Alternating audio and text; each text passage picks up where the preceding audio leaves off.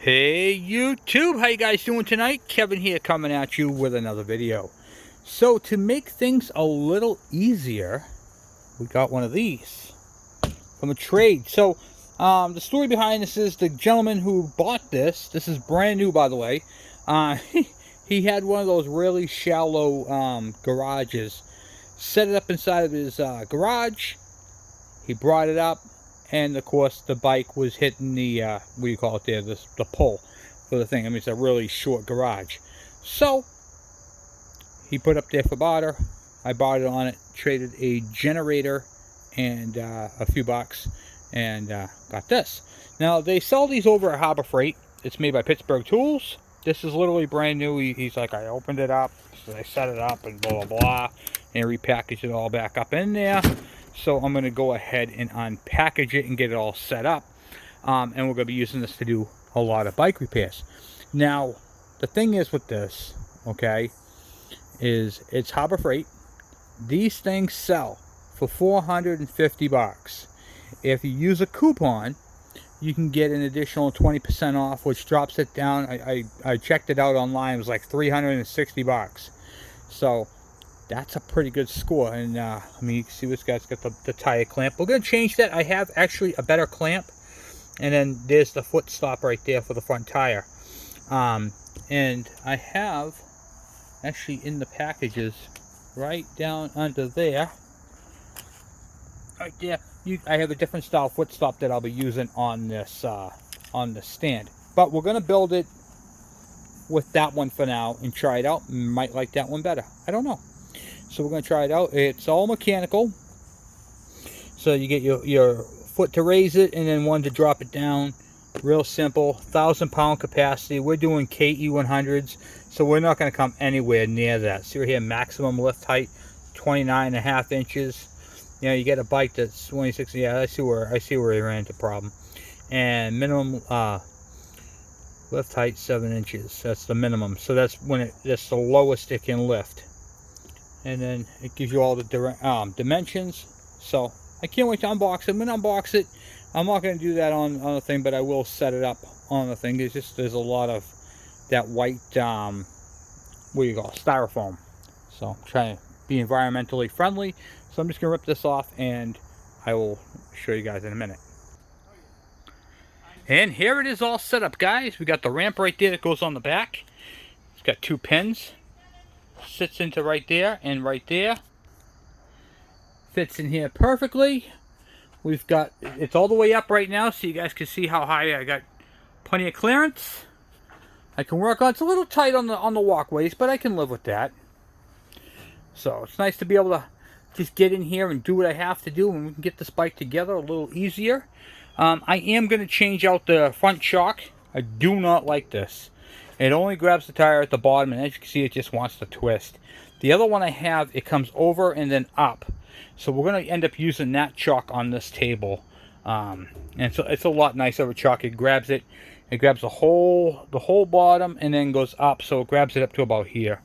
So we're going to end up doing that. But for what this is, this table is nice. This back panel right here, if you had a motorcycle jack that you can set up there, you can literally take this back off here and you have to pop the tire off. So it's pretty nice. It's got a couple of anchors. Right there, one there and one on the other side. And it literally takes about maybe 15 minutes to put this all together. So when you get them, they come in pieces. I had to put the 2 wheels on. So you put the slider wheels on the shaft, a washer and a cotter pin. No big deal there. The front piece, right there, you have to put those 4 bolts on each side for the caster. So you got the 2 casters have to go on, and these just slide on. So say these are in your way because they're kind of big, you can just literally slide them out, and you can do it with the big one too. You slide on there, and they slide right off. And then that big pin right there, you have 2 settings, and that is your safety pin to lock it. And then you have your adjusters right there. So I cannot complain. Still has a little dirt on it. Well, that's to be expected. It's not brand new. I mean, it's brand new. He only used it once to lift his bike. And his problem is you see where these start to bend here? Well, picture that being level and then you having a bike with a fairing on it, it would just hit it, so he couldn't use it. And it's really awesome to have this. And now I can do all my work. Setting points, Magneto. I am going to have to do a light.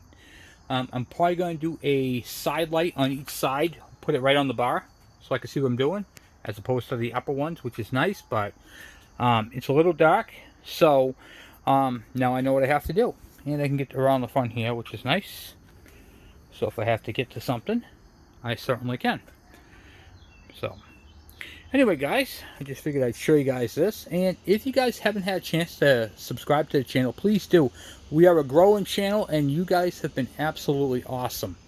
In fact, I think I'm going to put those anchors right up front here. But that's for another time. But yeah, no, I do appreciate all the subscriptions. I appreciate all the new people. Welcome to the channel to all the new people. And we're going to be building bikes. We have the KE102. We got to finish up on David's bike, which we're going to be doing that tomorrow. Tomorrow we're going to be teaching you guys how to do that that test without taking off the exhaust. It's going to be a little crazy of a test, but I'll show you guys. And we have a lot of stuff going on. So anyway, I'll talk to you guys in a little bit. So we got mounted these on. These clamps right here, grab it from on the side and at the bottom. This tie is kind of flat, but you guys get the idea.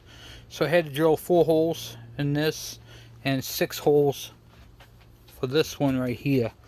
And if you guys ever do anything like this, these are definitely the way to go. They got rubber pads so they don't mar up the rim, whereas the old one was just a diamond plate clamp vise.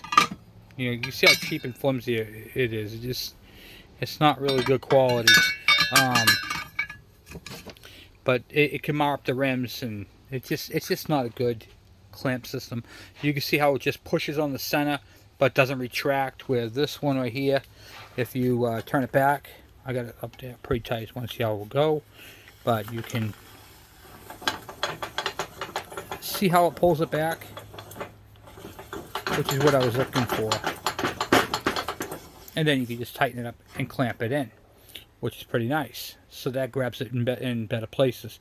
Now, when I was drilling the holes, you have to look up underneath, because don't forget, this top panel is welded at the bottom, so there are supports. So I got these ones really, really close to a support, and I'll show you what I mean. So you have to kind of figure out where all your placement is before you drill your holes. So if you look up right here, you can see this one. You can see how close it is. You can see the rub mark from my socket. See, that's right up close. But I was able to get it with just I was able to get it, but that back one's tight. So and the same thing on this side over here. When you're putting these type of brackets in, these came with another lift table. My company that I worked for threw these out, and I grabbed both sets of it. I gave one set to my brother, and I kept the set because I knew I was going to get one of these tables eventually.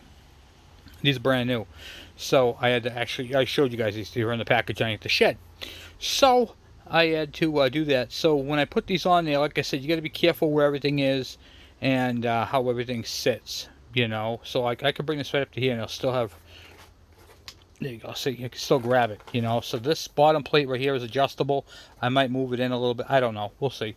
I might just put something here that could block us. I don't know. This is perfectly fine the way it is. It ain't going anywhere, so that's all I needed. But yeah, this table right here is absolute godsend. Look at that, huh? So the bike is sitting on there. Make sure you strap it. Now, the other day, I didn't strap the bike down when I shot the video, and the bike was tilted on the kickstand. That's okay for these little bikes, but if you were to do that with that Virago, and you took the bike and you tilted it, now the bike, the whole table and everything is going to flip over. Now, I have a dirt floor here, as you can see, dirt, and it is not recommended for dirt floors.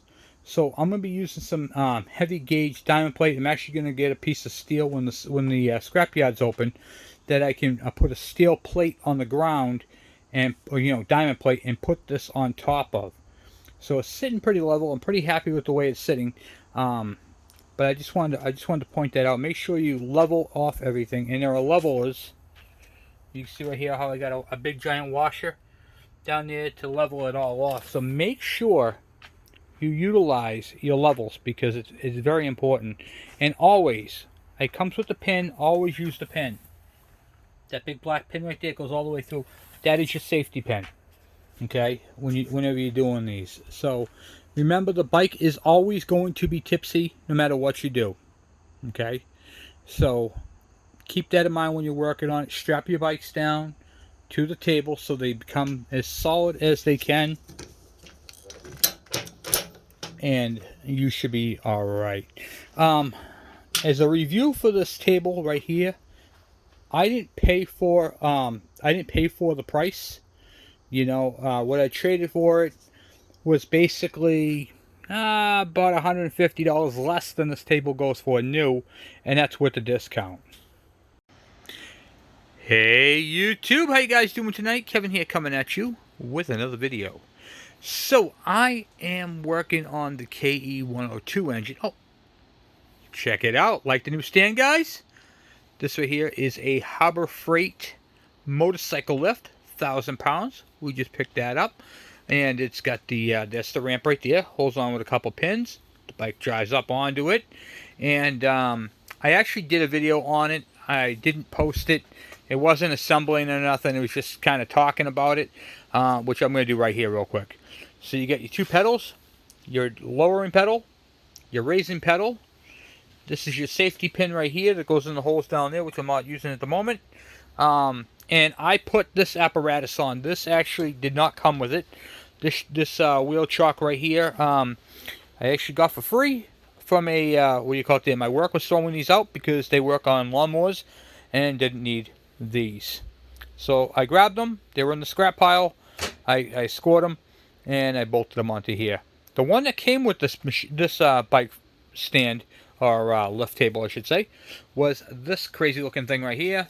It clamped it down bottom, and it really was junk. And then as you can see, when this is all the way back, you have to manually slide it. It's junk. So, you know, to lift it up a little bit more, I put this one on there, and I'm very, very pleased with it. So I wanted to show you guys the table. But that's not what we're doing tonight. What are we doing tonight, Kevin? We are working on the KE102 engine. Yes. The machine, I got the cover back. They machined it. They put the dowel pins in, which I showed you guys already. They machined it. The seal came in, and I will get you guys the seal number in a minute. But before we do, I just want to take a moment and ask you guys, if you guys haven't subscribed yet, please hit that subscribe button and press the bell icon, so when I post a video, you guys get it. So let's get crack-a-lacking. So I had to wait for the seal to come in. I reusing the bearings that I had in the old case because they were good. Turns out the seal is good, so we're not going to replace it. I am happy with that seal. It's got plenty of movement to it. And Kevin, how do you know if it's a good seal or a bad seal? I'm glad you guys asked. I feel like I'm talking to myself here, right? So I'm basically looking for any cuts or anything like that. This motor right here had under 1,000 miles on it, so I know it's pretty good. And when you push down on it, it springs right back. See the rubber? See how it springs right back? Okay, it's got a good feel, good rubbery feel to it. And if you stick your finger in, you can feel the outer edge, and then there's an inner edge, right? And when you push on them this way, you can feel them spring back. It's not hard or anything, so we're going to go ahead and use this seal. And I'm going to pressure test the engine anyway after it's all said and done to make sure there's no leaks. So when I go ahead and do that, which I'll be showing you guys on video, I'll be able to tell if the seals are bad anyway. So we're good there. Now, why am I not replacing them? Let me tell you guys something. This motor has under 1,000 miles. It takes a lot more than 1,000 miles to make a seal go bad, okay? Especially one that is in excellent condition like this. Now, if this whole area right here where the Magneto is didn't have a gasket on it and was just filled with crap, okay, dirt, and they didn't put a gasket on it, and it was just really nasty in there, then I would be like, okay, yeah, the seal could be bad. And, you know, if you pull your Magneto off and there's rust on the crankshaft, this part of the journal right here, yeah, go ahead, clean up the crankshaft with an emery cloth, and then replace that seal. but that's not the case with this bike, so we're going to go ahead and assemble it without it. So what I'm going to do tonight is we're going to silicone it. I'm going to show you guys what I use for silicone, and I'm going to show you guys how I put this thing back together. So that's what we're going to do. And this works on any KEs, KDs, KMs, whatever the heck you have for a bike. This is going to work on it. But I want to show you guys a couple of techniques and a couple of things to look for. Alright? So, you got your case like this. This is an old motorcycle KD frame that I had cut up, and it makes a perfect engine stand. As you can see, the motor's standing straight up, and I can work on it. Now, couple of things you want to make sure you have all your bolts and everything ready. And as you can see, I have these like this. I drilled holes in this bench, and that is the configuration for which they came out of. So we're using all Allen head bolts. I bought a bolt kit. You guys might have seen that video a long time ago, about a year or so ago. This bike's been a work in progress, and I really want to get it done. So especially for next year when we do the motorcycle run, I want to make sure this bike is up and ready for that. So a couple of things you're going to need when you're doing this is, if you're putting your bike together with the factory screws, you're going to need a number 3 Phillips head screwdriver, or a socket with the Phillips number 3 on it, like an impact driver socket. And if you're using the Allen head, of course you're going to want to get the Allen head that fits to that. I think it's like a, hold on, let's find out. I really don't know. I think it's like a 6mm. Yeah, you can't see that either. Me either. Hold on. 1 second. 5mm? Is that what these are? Alright, so you want to get yourself a 5mm socket driver, or just a regular Allen head that's a 5mm. Okay, a couple things you're going to need to get is a good scraper, gasket scraper. This is one of those, it takes like an X-Acto style blade that's straight, and it's great for precision cleaning. Make sure you get no caca on there, you know what I mean? Got to clean off all the old silicone. And I want to show you guys a couple things, okay? So, now that we've got the case split, and you guys can see how it goes, I want to show you guys how this looks. So this right here, see that little tube right there, that little channel cut out? That is your vent. There's actually the opposite of that on the back side of the case. 1 second. So the way it works is the pressure from all the gears spinning that are built up in here, the air goes up through this little piece right here, fills up in there, which is this cavity right here. It goes through there and out the back of the bike. Okay, so that's where your vent is. So if you guys get these bikes in the water, okay, water can get through there, go in here, fill up in here, and get into there. So make sure you keep that area clean on your bike. And that right there sits right in back of the frame here. So it is kind of protected, but just let you know, moisture and water can get in there, condensation. And I had a couple people with stuck clutches. Like, how does the water get in there? Well, it can get in through a bad seal, like the what do you call it there, around the transmission area. In this case, the output shaft seal. If that's leaking, you'll see a lot of dirt and debris in around here. So if the seal is bad, that can actually get in there. So you can get water in that way, and you can get water in this way. Alright, so then the other thing I had a question on is, Kevin, I pulled apart my case, and I had a bearing on the floor. Just a single bearing. I don't know where it could come from. I looked all over the place, and I didn't see where it went. It looked like a detent.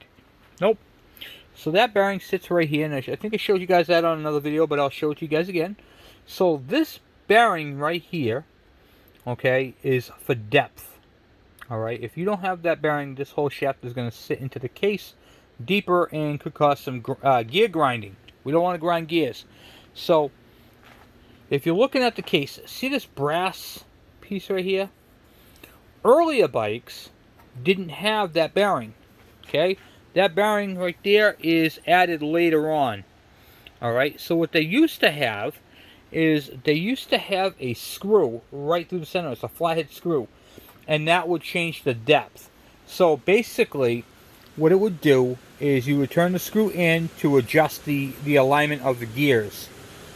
Fortunately, they got rid of that whole mess, and put on a the bearing that sits into the bushing. All right, so if you look on the inside here, this bushing gets pressed in all the way. All right, and then the little ball bearing rides on the back side, right in the center there, and it's all set. You don't have to do anything else. So you kind of luck out with that, you know. It makes it a lot nicer when you're going to work on these bikes. You don't have to worry about setting the mesh, if you will. But these are G5s, and the new G5s don't have that. Now, one thing you may notice on this bike that your bike may not have, unless it's a GTO 100 or anything like that, is these are the gears for the what do you call it, tachometer drive I put on there. So when you turn the crank,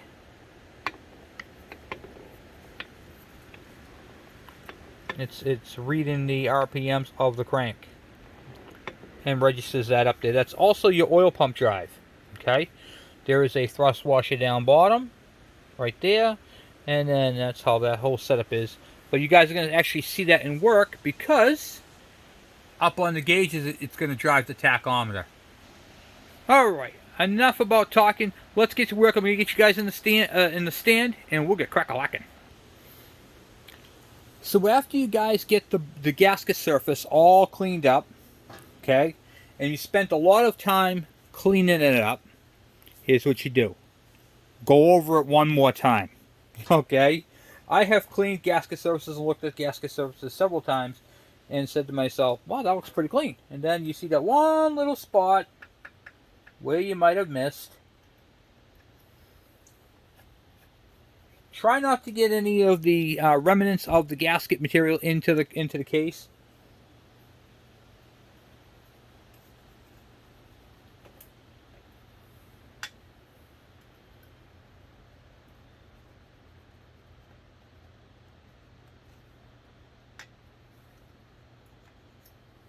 Okay.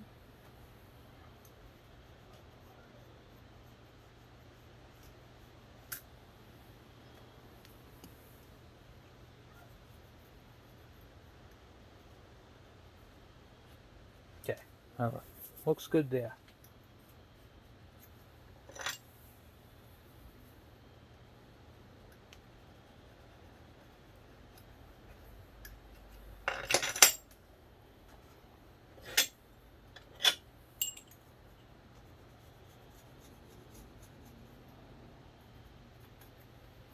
Okay.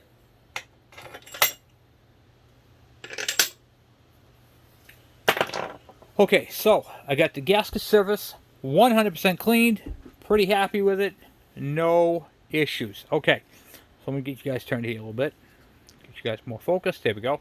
Okay, so now I got my bearing in there, and you can use grease. What I use is a little dab of grease, motor grease. Let's see here.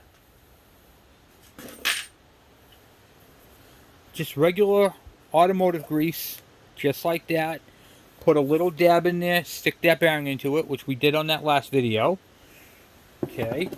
Then, what I'm going to do is I'm going to use my Permatex Ultra Slick. Now, I am not sponsored by them, but I have been using this for like 30 years, and I swear to God, it works the best. Okay? So what I'm going to do with this is I'm going to take some of this, put it on my finger. Make sure your finger's clean. There's no grit. Okay, I'm going to go around all the areas where it would be needed to go through. The big shaft. All the shafts. Don't forget the drum. And whatever you do, if you get it on the gasket surface, clean it. Which I already did. I already got it on there twice.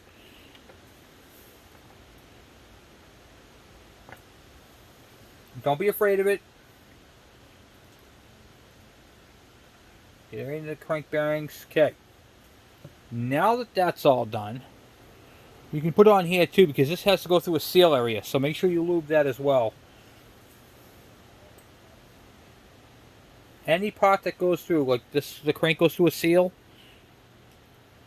Don't want to exclude anything. If it sticks up, lube it. And you don't need a crazy amount either. Just coat it. The little shifter shafts.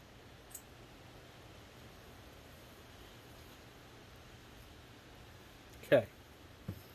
Now that that's all set, I'm going to take my rag. I'm going to clean up my surfaces where I got any lube on them.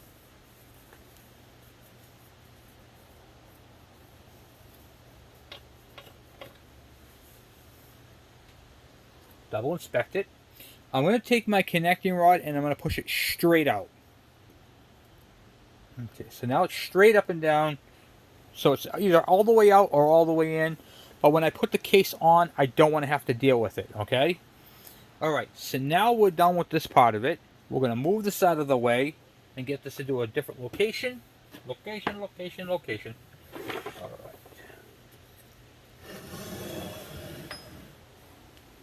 So here's an extra bearing I had.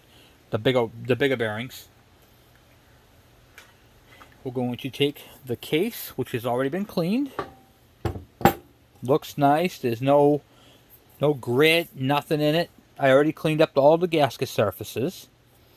Alright, so I'm going to teach you guys a little something. This is very, very important stuff. So, on the spike, you have two dowel pins. You have a dowel pin here, and you have a dowel pin back here. Alright? You want to make absolutely sure that the dowel pins are installed in either one of the two halves. Okay? In this case, it's installed in that half. So that gives us the freedom to go ahead and work on this. Alright? Once again, you want to make sure you have no oils or anything on this case. You want it clean. You want to inspect it. And then after you inspect this case, inspect it again. Double check it. Make sure that there is no imperfections on it. Now, the most important part to seal. Yeah, the whole thing is important. But there is a critical area that you really need to make certain you seal up 100,000%. Which is right here. Okay, I'm going to follow it on my finger. This right here. This is the crankcase. This little area right here. This is where the engine's magic is. This is where the crankshaft spins and scavenges the fuel. Alright? This is where it all happens. Now, this is the transmission, and you can see this wall right here. This is why when you put motor oil in the transmission, it doesn't get to the crankcase. A lot of people, why do I have to change the oil? It's a two-stroke. Because the oil is for the transmission, not for the engine. That is why when you pull the oil out, typically it's nice and clear. It looks not clear, but honey gold. It's not burnt like it would be in an engine. Like, oh, maybe I didn't need to change it. Well, you still have to change it. Transmission oil does get bad, and it does get a little bit of metal in it. You might grind gears, your forks might wear a little bit, so you do need to change it. You don't need to change it every 5,000 miles. It's not like that, So check your manual, and it tells you in there. I do mine, I think, every other season, because it just doesn't go bad in these little bikes. And I don't do a crazy amount of driving on my bikes either. So, I change my transmission fluid every other year. But you have to understand, I don't ride all my bikes all the time. I'm on one, then I switch out. I have so many bikes, I can get away with that. If you ride your bike daily and you're using it, you might need to do it a little bit sooner. Alright, so we're going to get into preparation on this, okay? So what I like to do is I like to lube everything first and then put the silicone on it. Because if you put the oil in first, then silicone over, it's just, opposite that. It makes it a mess, okay? So let's get everything lubed up. I'm going to take this on my finger one more time. I'm going to do the back side of the crank seal. Good time to get that done. I do that first so I don't forget it. Make sure you lube that nicely. Then I'm going to do the bearing.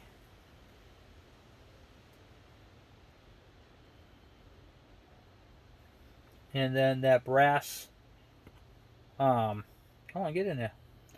That brass bushing that I told you guys about, where the bearing drives. And then there are two little bosses here. I'll show you. There are two little divots there. Those are where your shifter pins go through. So you want to make sure you lubricate them, and right up in here where your drum fits through.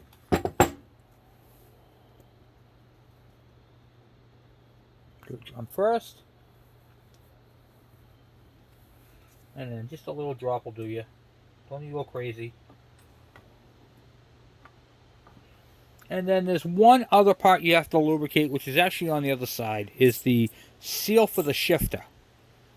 You don't want to exclude that seal for the shifter, which is right here.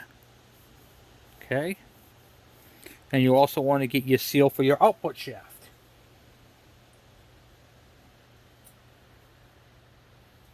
Like I said, this can be a very messy task. Okay, so once you get that all done, and you got to lubricate this boss right here. That's for your Kickstarter. I don't like to have them start dry.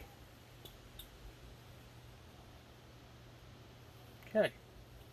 Now it's all lubed up, and I'm going to then go and wipe off all the grease, the assembly lube off the case.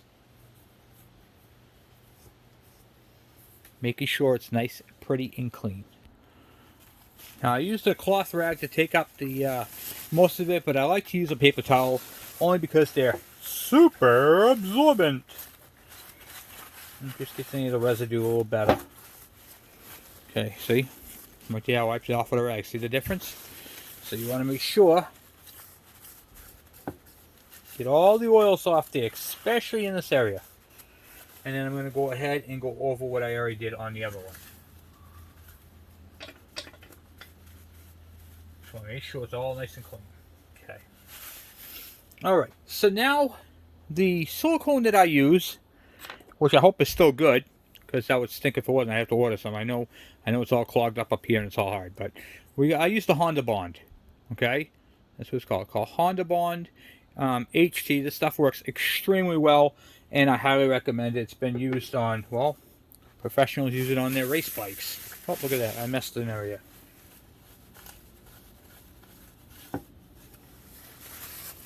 Now, this is one of those jobs where you're not going to put a crazy amount on.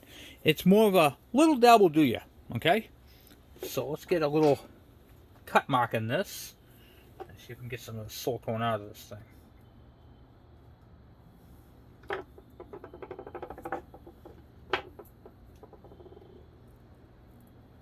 Yeah. That's what I'm talking about right there. Boom.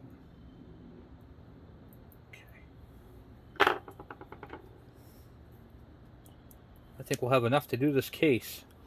Looks like I'm going to have to buy some more though.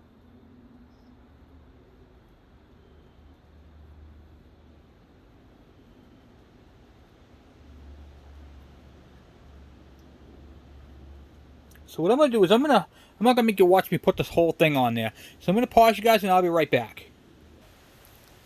Alright, I'm back. So I got a whole coating on there and I missed a spot right there. Okay, got that all fixed up now. Alright, so after you silicone it, check it. Make sure you got everything, especially in this area right here. Okay, and down bottom. Alright, so now we got it lubed. We have all the bearing, everything's checked and set up there. Now let's get this onto the case.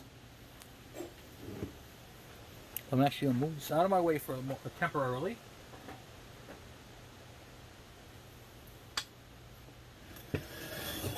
Slide this back down here. Pull out my pins. Now you gotta be extra careful because there's nothing holding that down. Alright, I'm going to see if we can walk this onto the thing. Now when I flip this up, I gotta go quickly because I don't want the oil to get onto the gasket surfaces. Okay, that.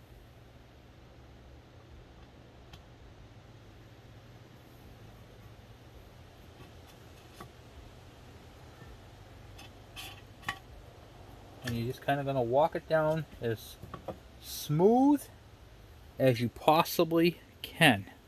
Okay?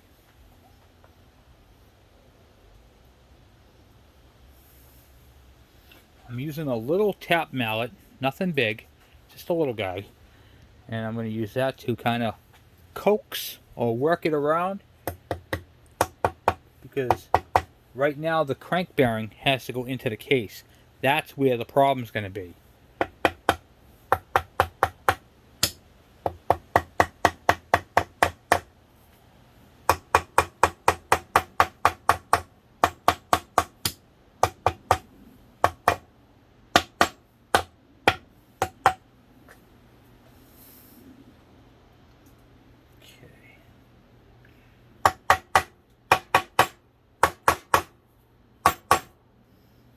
Once you get that part set, you gotta check and make sure everything's going in as smooth as it can be. Alright, and that's the part that is the hardest, because, well, if you can move them, that's a good sign. Okay, let's see here. Yep, I can feel the crank is going in. Alright, good. And now I'm just gonna keep tapping down.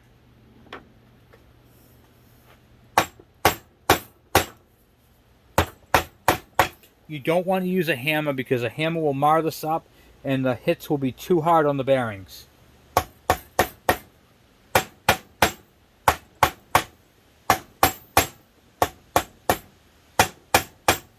And if you notice, if you hit it here, here, here, and here like a star, it'll make it go. It'll walk it around a little bit better. Or you can go around in a circle, so you can go like this too if you want. Okay.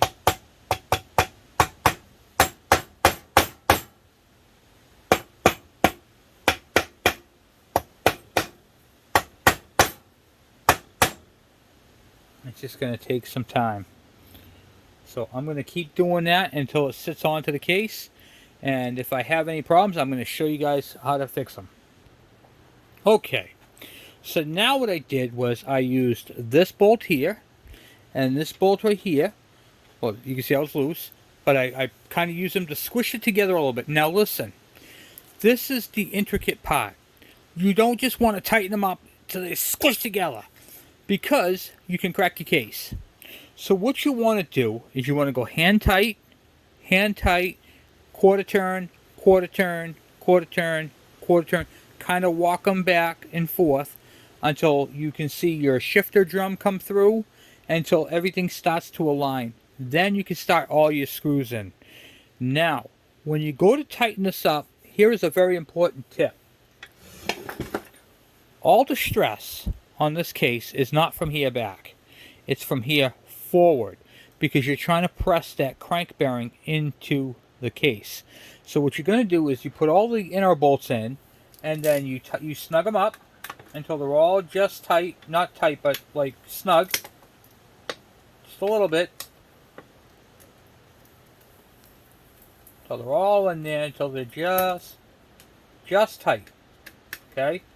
Now that they're all seated, what you're going to do is you're going to go on a crisscross pattern, like you would a tire.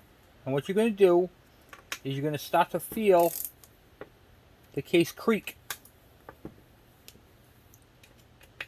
Just go very little with it. They're going to all loosen up. That's normal.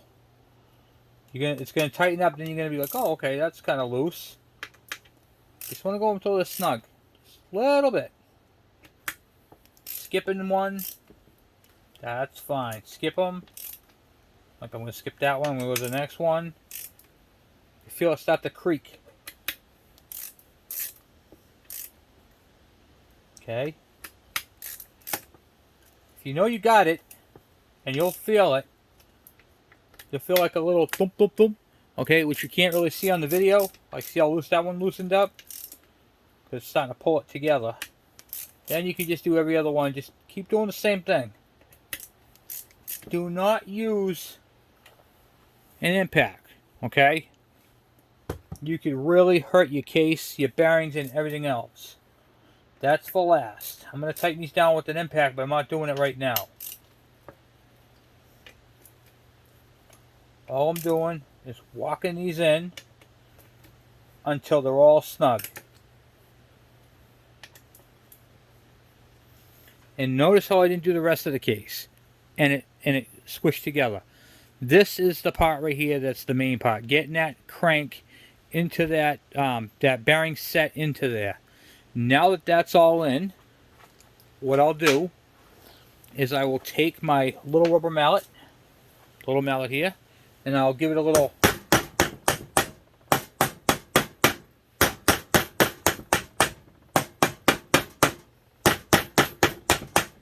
okay, just like that.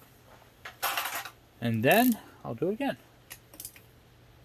Make sure they're all in there, all snug. Okay. Then I'll go around and do all my case bolts.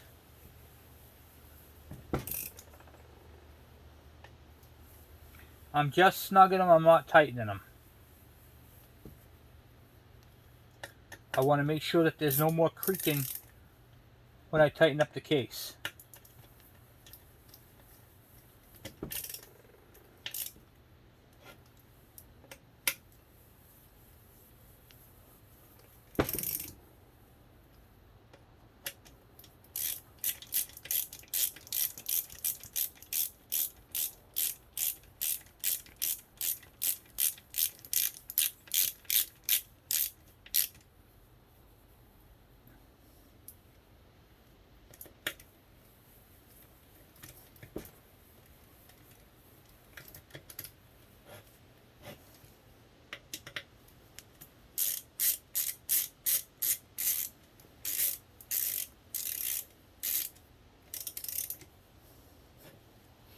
Then I will use my impact gun.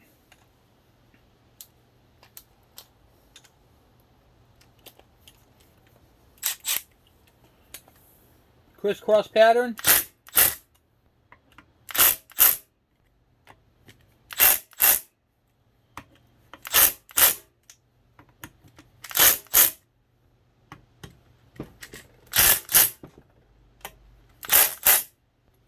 And I'm observing them when I'm doing it. I'm not seeing any movement on these. So I know I got them tight. Very little movement. Okay. And then, oh, did I get that last one there? Yep. Okay. Alright. So now, the case is all pressed together. And the only thing we have to do now is let it sit for the silicone to dry. And that's it for that. So. Alright. So now that we get the case all bolted together, you might find that your crankshaft turns tightly.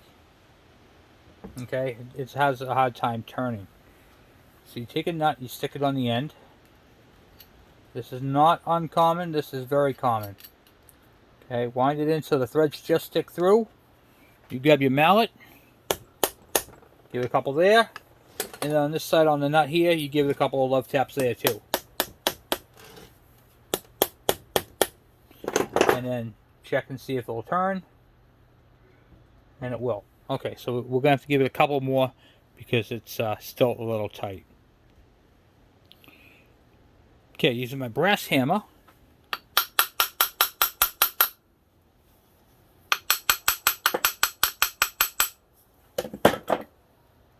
There we go. Now it turns. Now the reason why it wouldn't turn is because the crank is pushing through, the crank piece right here, the journal, and the bearing is like a brake. And we just pressed it into the thing, so there's pressure on it. What you're doing by tapping on the end of this, you're actually shocking it loose so it seats to where it needs to. So instead of being at a slight angle or jamming up, it actually sits to where it needs to go, and then the crank will turn nicely. If you're not happy with the way it turns, you can just use a little bit more. Now I'm using a brass hammer because a brass hammer is not going to mess that up. Okay, so I'm just giving it some love taps, and I'm tapping on this part as well. So you got both ends of the what do you call it, spectrum. And that right there will not mess it up, and it will help center it. Okay, and then the thing will be able to turn. You should be able to turn it over by hand. If you can't turn it over by hand, then that's a problem. Okay, and as you can see, we now have the high and low shaft sticking through. The crank is sticking through here. So we're just going to keep going. Alright, so we're going to get the piston installed. And, well, I'll be right back. Need a break. Alright, we're going to take our pin, our wrist pin bearing. Throw a little bit of assembly lube on that.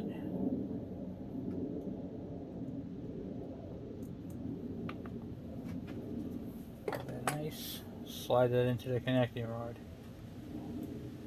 Boom. Just like so.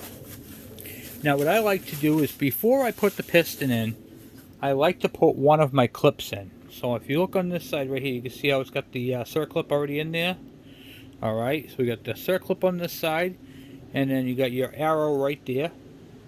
And you can see that the, what do you call it, the mechanic who did the machining wrote on the piston, the specifications and all that.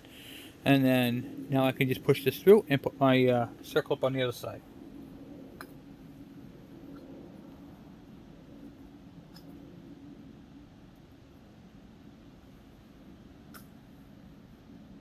Just like that. Now, one thing I forgot to do real quick, I'm gonna put this, use this right here real quick. I'm gonna stick this right here. Before I put that on, I'm gonna show you guys a neat little trick that I like to do that I forgot to do on this one. Okay, I'm back. So what I like to do is I like to take heat shrink tube, slide the piston up, slip these over it. So now when I'm working, the piston is resting on those and not metal on metal. Okay, after you get your piston pin all the way in, now you got to install your circlips. Little clips on the end. Normally I have a pair of needle nose pliers handy, but I don't at the moment.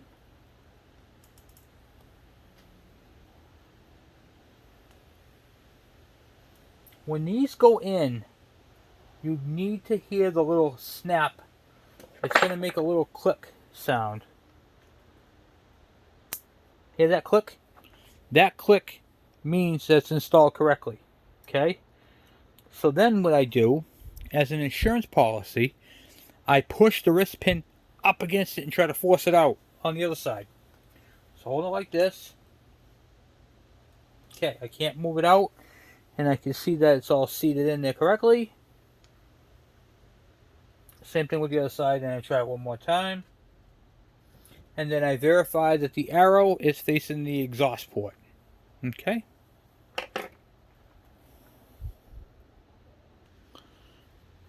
Now, one of the things I like to do is I like to put some Honda Bond around the gasket surfaces, and here's why. See how the case is put together in two halves? Sometimes you'll feel like a little lip right in there, and that is actually a perfect place to cause an air leak.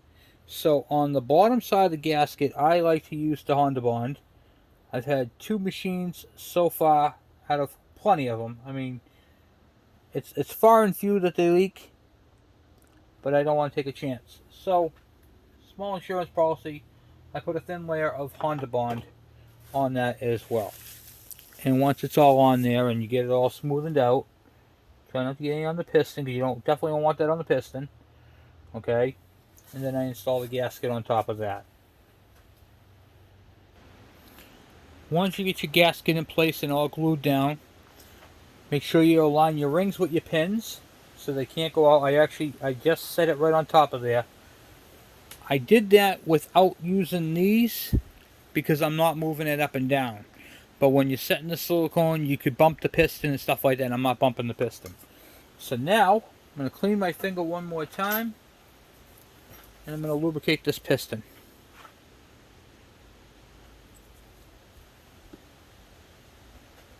I'm lubricating the skirt. Making sure that it's not moving. The rings.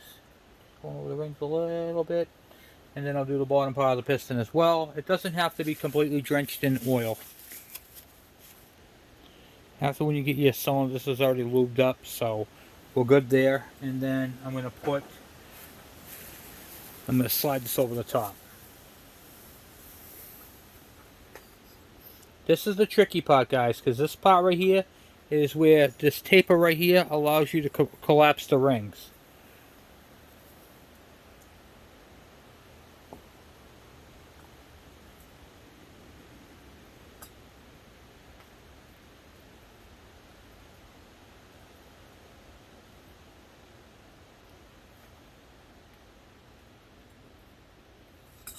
If it doesn't go on, don't force it.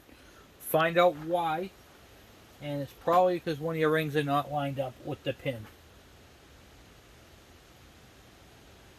It's lined up with the pin on that side. Okay, so it is lined up with the pin, so we gotta figure out what's going on. Am I not compressing it enough?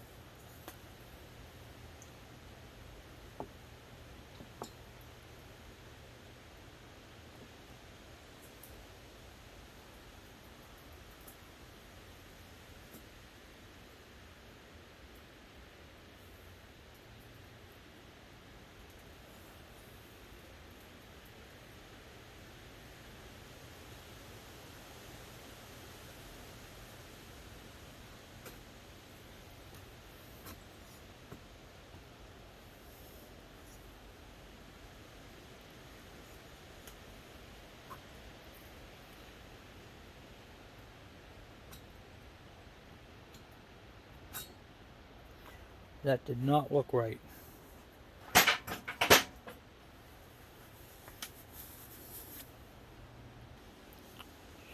So on this, you have a pin sticking off your piston, and your ring gaps are right here. If this thing is off to one side, it's going to have a little bit of play. You got to make sure they're centered. That was the problem I was running into with this.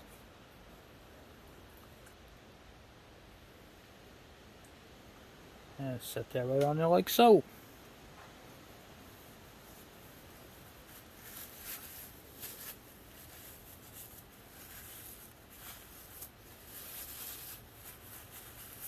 Want to make sure you get all that stuff off there. Make sure there's nothing on the gasket surface. Make sure it's smooth and nothing's in its way. Okay. Now we'll grab our gasket, make sure there's no debris on it. Nope. Yep. Okay.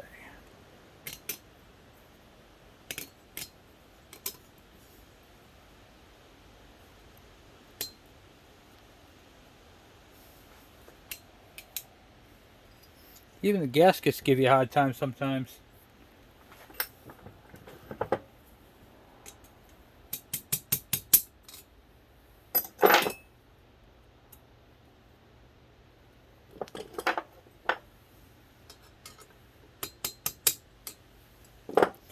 That little trick prevents the gasket from bending.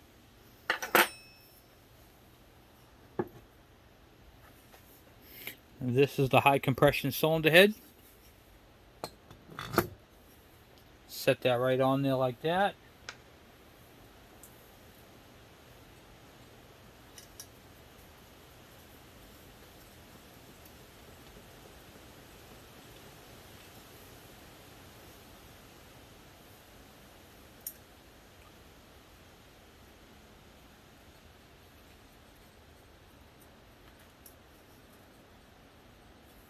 Like so.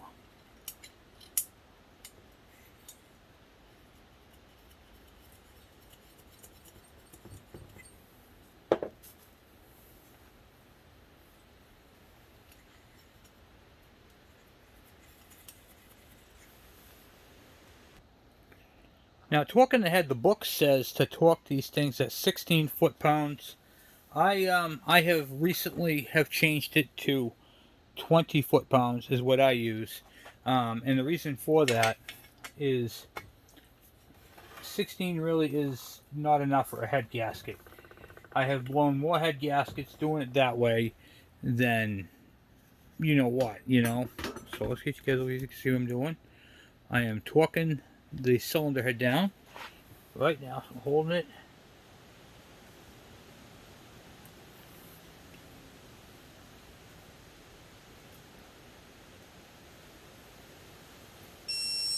Okay, that's torqued to 20 foot-pounds.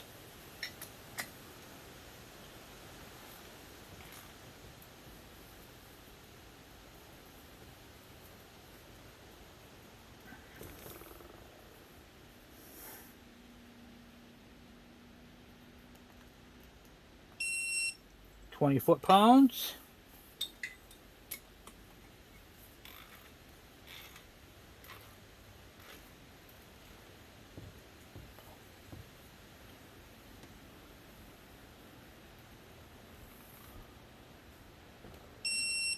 £20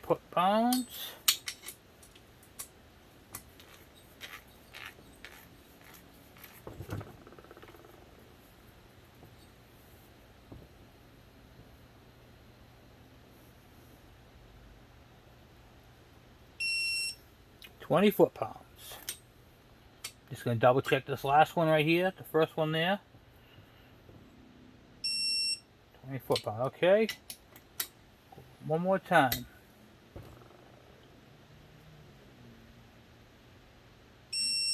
Okay. So make sure they're seated properly. Okay, 20. And this last one here should be 20. Beautiful. Okay. Cylinder head is all torqued down. Nice. Alright. Then we have the fun of doing is putting the Magneto on now. Just a couple screws.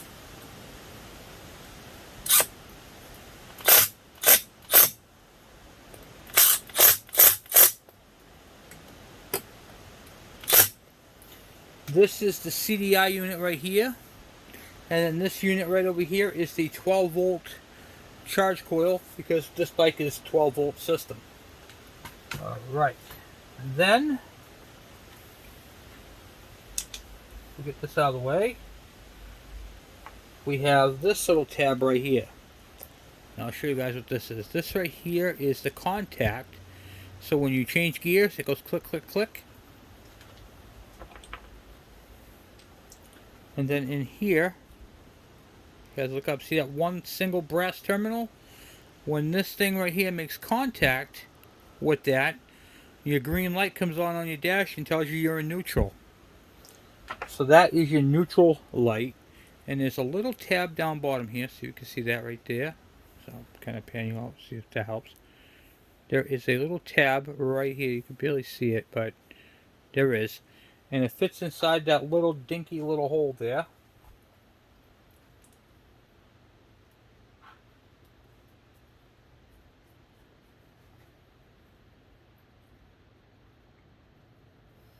And once it fits in there,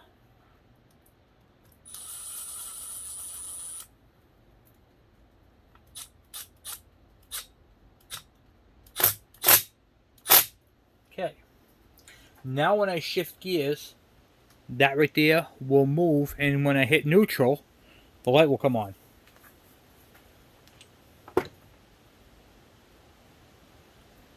Now when you put this on, the tab is going to be up. You have to put this up and then kind of pull it down towards it. So when you put this on, you can go at an angle and kind of pull it towards it. It's a little, you'll get the feel for it.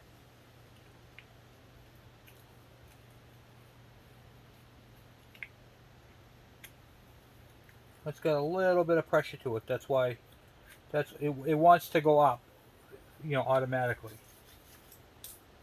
Okay, then take my little drill, get that off. Well, it's really on there. Okay.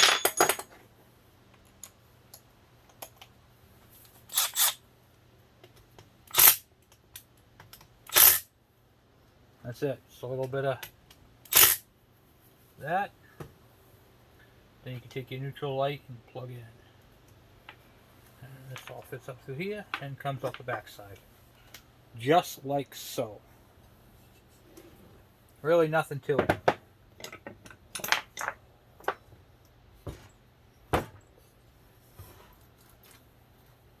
I know it must be weird seeing something like that coming out of the side of a G5. And then really it's just the Magneto which we're going to have anodized, but I'm going to put it on for now the way it is because we're going to run this engine. So I want to make sure that that's all good. So that gets torqued to 36 foot-pounds, and I got to get a lock washer for it. So get a lock washer, the pin, and the piston stop. Okay. I'm going to end it right there, guys, for tonight. But I just want to say thank you guys for hanging out with me, and I will be talking to you guys later. I'm out.